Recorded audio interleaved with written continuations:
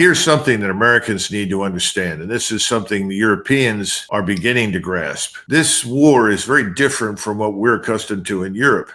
In 1720, when the Russians finally defeated the Swedes and the Tsar Peter the Great got control of what we call the Baltic littoral, these states that we refer to today as Lithuania, Latvia, Estonia, he got control of those as a result of the treaty with the Swedes. Now, the aristocracy in those states was German. The populations were of mixed nature. But when he came in to meet with the German nobility that ran the entire area, the entire Baltic littoral, the first comment, he was asked, what do you want to change? And his first comment was, I don't want to change a thing. You're very successful. You run this brilliantly. I just want to collect taxes. Now, that's very important because he did not try to Russify the populations. In other words, change the culture, the identity, the language, the composition of the population. And he was not interested in murdering the populations and replacing them with Russians. So these kinds of wars were waged in Europe for centuries. And the people that ruled, the ruling houses, the crowns would change.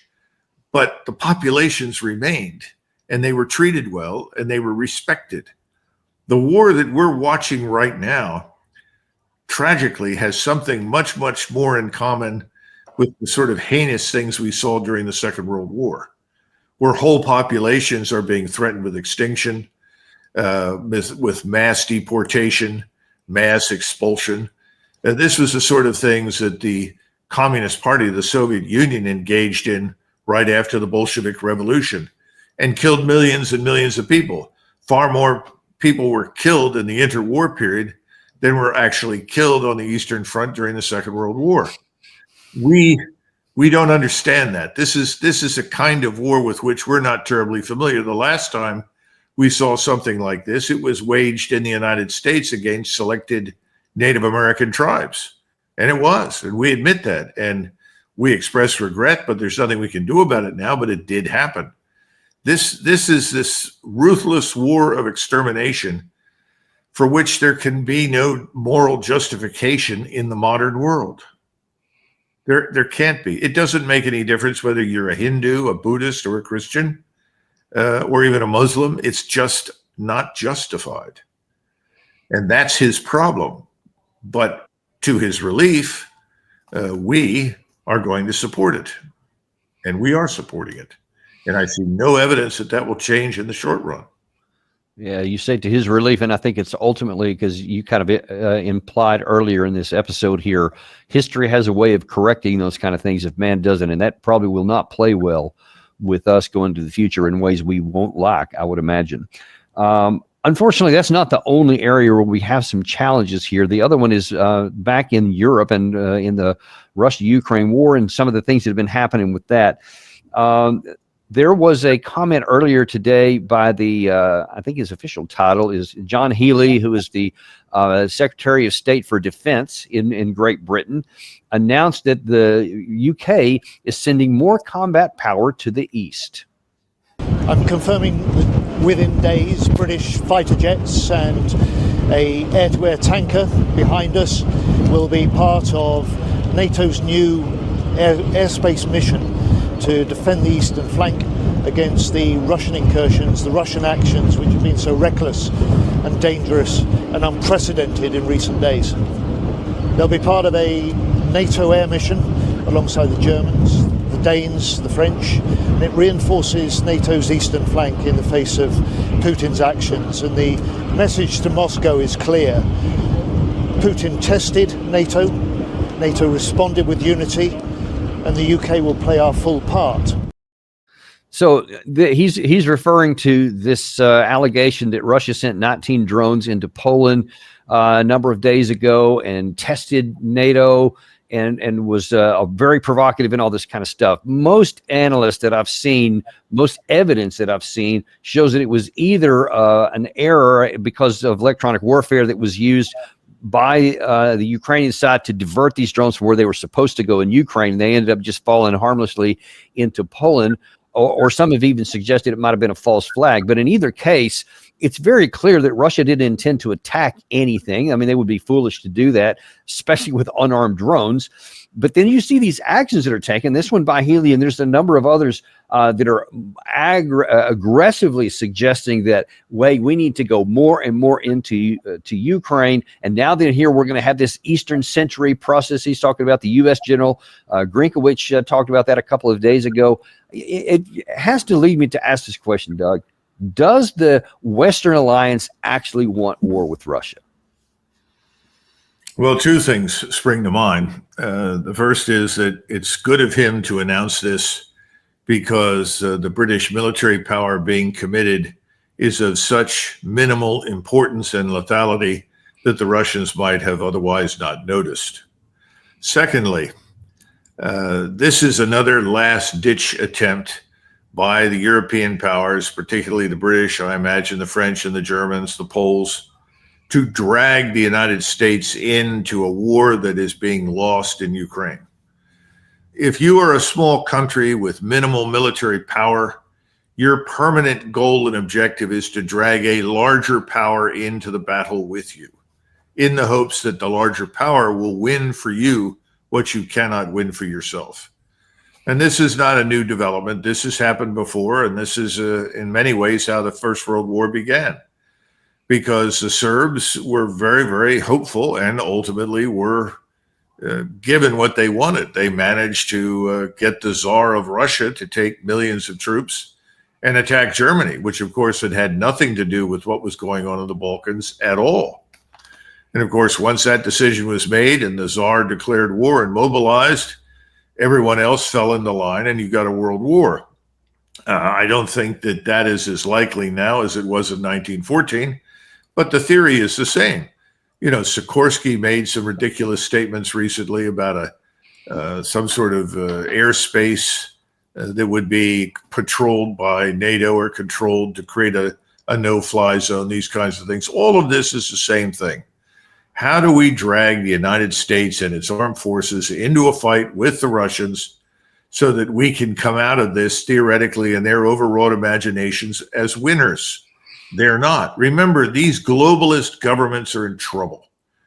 As this British defense minister speaks, there are hundreds of thousands of people on the streets in Great Britain that are adamantly opposed to the government of which he is a part, who are not interested in going to war with Russia or anybody else, who really want to go to war with their own government because they have been invaded and occupied by people they don't want in their country.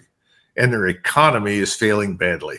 The British economy is on a fast track to disaster. So his statements on the one hand are bluff. On the other hand, they're another undisguised attempt to drag us in. I don't think President Trump is interested in being dragged into a war with Russia. So I don't think that's going to happen. But this is what's going to go on. It's going to happen in Kiev. It's going to happen in Warsaw. Everybody is going to jump on the same train and then expect that they'll get into some sort of conflict with the Russians that they can provoke or precipitate, and that we will then come in to rescue them. That's what it's about.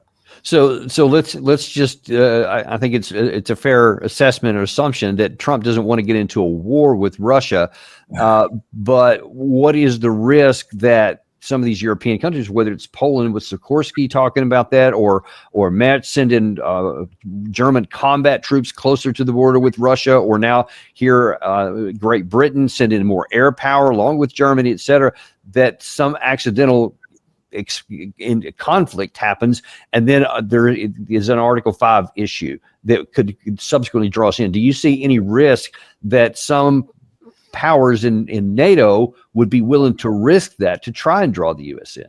Well, President Nawrocki, he's the new president in Poland, has said that under no circumstances will he commit Polish troops to operations in Ukraine. And we think that probably 10,000 Polish soldiers have been killed in Ukraine, serving in Ukrainian uniform as units in the Ukrainian army against the Russians. So I think he is wise enough to know that, but he may not yet have complete control of the government. He's still dealing with Donald Tusk and some others there who are borderline maniacs who don't understand the consequences of their actions. and where it could lead, and it could destroy Poland very easily. The other thing is that when we say Article 5, what the NATO treaty says is that we will all meet, all representatives will come and meet and discuss the actions they will take. And then they will return home and their respective parliamentary bodies will vote on the action.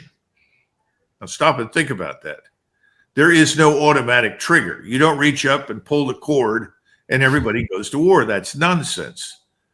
So I don't think that's going to happen. And right now in the front, the Eastern Front, if you want to call it that, with you, or the border with Ukraine, you've got a big problem. The Hungarians and the Slovaks have effectively said, forget it. We want nothing to do with this. I don't see any evidence, no matter how corrupt and stupid the government in Bucharest is, that the Romanian people will join up and march east either. So that leaves you with Poland, Lithuania, that are close by, Estonia, Latvia, and then the possibility that you could get the Lilliputian forces from Great Britain or France to move east. And they might be able to pick up a few battalions from the sort of nascent German army. I don't know. I mean, it's just not very encouraging. It doesn't. This is the problem. They tested NATO, and now our resolve is clear. Come on, what are you going to fight with? It's back to the question: what have you got? And we all know from personal experience how long it takes to build real military power. These people are a decade behind at least. So I think the Russians know it, but the Russians have a different problem. The Russians want to end this war. They don't want to see this widen. So the last thing they want is a collision with NATO or the United States. I mean, they don't. Absolutely. That's one of the reasons they have yet to cross that Dnieper River. It's not because they can't, and it's not because they utterly refuse to go, but they recognize there is wisdom in exercising restraint. And they're back in this unfortunate position of waiting for the European people to eject these fools from office, get them out. That has to happen. And if you look at the polls in France, for instance, we have a new prime minister in France, but people really want to get rid of Macron, and Macron says he won't leave. And I'm waiting for that tipping point. I don't know where it is when the French population says, to hell with that, you're leaving, and they go and pull him out of his office and remove him. That could happen. That should not be dismissed. We think, oh, this could not happen. It's the 21st century.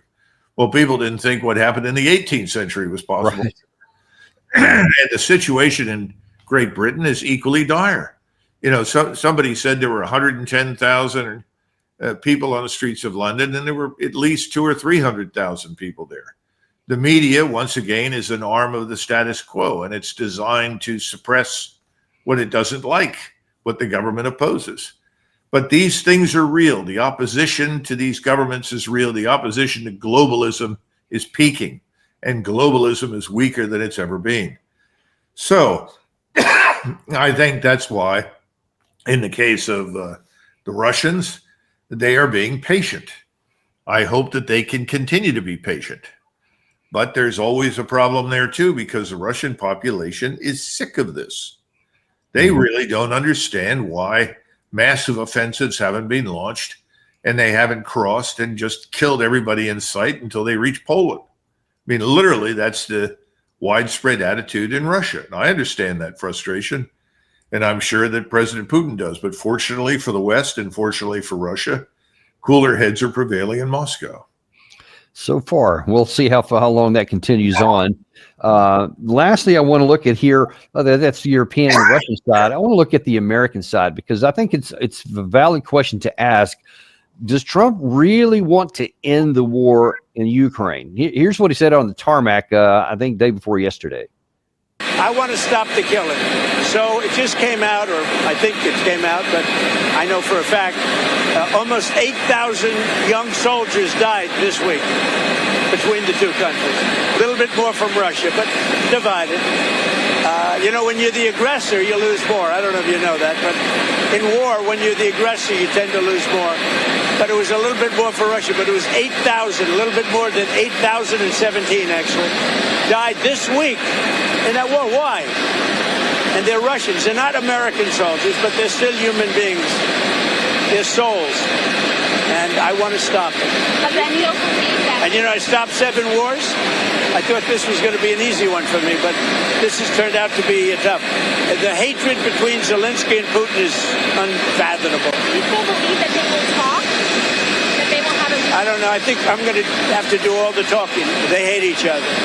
When do you think that will take place? I don't know. Relatively soon. Has any of the NATO... We're going to get it worked out one way or the other, but relatively soon. Has any of the NATO... They hate each other so much they can't breathe. So he keeps saying this over and over. Oh, we'll get it done soon. We're still going to get it done soon. But yet, Doug, he hasn't taken any action, using any of the leverage that he has, either against Europe or especially against Ukraine, to actually bring this to an end. And you've described what those levers are many times here. And since he hasn't played any of those levers and isn't really doing anything to push the Russians either, I think it's a legitimate question. Is he okay with the status quo? Well, keep in mind that his opening remarks reflected the complete lack of understanding of what's really happening on the ground. Well, 8,000 people were killed just last week, more of them Russians than Ukrainians, and that's because they're the aggressors. He doesn't get it. You know, if you don't understand reality, how can you possibly make any progress? He might as well be arm in arm with Kellogg, who over the weekend was just spouting complete nonsense. We're winning, or Ukrainians are winning, the Russians are losing. You know, they've lost millions of men. What planet is this man on? He's not on planet Earth. Unfortunately, neither is President Trump. And until he gets down on planet Earth and has somebody tell him the truth, because he obviously hasn't heard it, and he persists in these fantasies, nothing will change, except that Ukraine will eventually vanish from the map. And that's the long-term prognosis at this point. And he doesn't seem to understand that. He seems to have bought this sort of house of lies that's being constructed repeatedly, day in and day out for years, about how the war started, why it's being fought, and who's losing and who's winning. You know, you ask the 10,000 dead Polish soldiers who's winning in Ukraine. They can answer, and they'll tell you, we aren't. And I think it's time to wake up and smell the coffee, President Trump.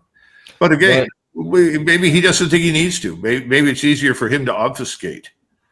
You know, who cares? What is it to him? I would argue, if I were talking to him, that what he's doing in Washington, D.C., the efforts, though incomplete, that have been undertaken to deal with the vast illegal alien problem, those things are far more important to us than anything happening in the Middle East or Ukraine. We should be focused on those things. We should be focused on what can we do about this faltering economy and the dangerous financial fragility of our markets. Oh, no, the stock market's up. Well, the stock market was up in September 1929, and then it wasn't. That doesn't say anything. That's a good point. There's a certain disconnect from reality, I sense, in him. And I think it's either because he's going to believe whatever he wants, that could be, or he's simply being systematically misinformed. That's not impossible. Or I guess it could also be that he's like, hey, this works for me, for the thing to just languish on. I mean, he had Ambassador Whitaker several weeks ago trot out and say, yeah, listen, by the way, we're just going to just indefinitely go on to allow NATO and European people to buy up to $1 billion per month of U.S. weaponry to give to Ukraine. So now I got a separate question on that for you, though. I mean, that's what he said. So it seems like he's like, we can make money on this. And then he kind of caught himself and said, well, I mean, we don't actually want to make money, but that's what we'll do if that's what they want to keep going on.